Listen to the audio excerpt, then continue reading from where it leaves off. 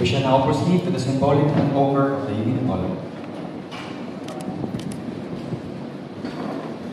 The unit color represents a distinctive mark of influence on this occasion of the change of command.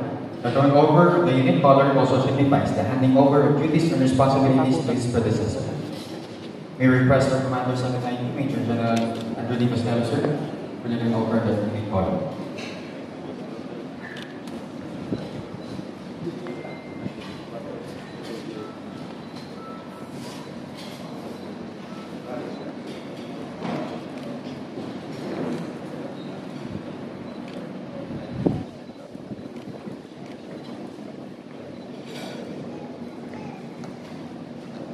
A warm round of applause for the outgoing commanding officer and acting commanding officer of 9th Air Infantry Brigade,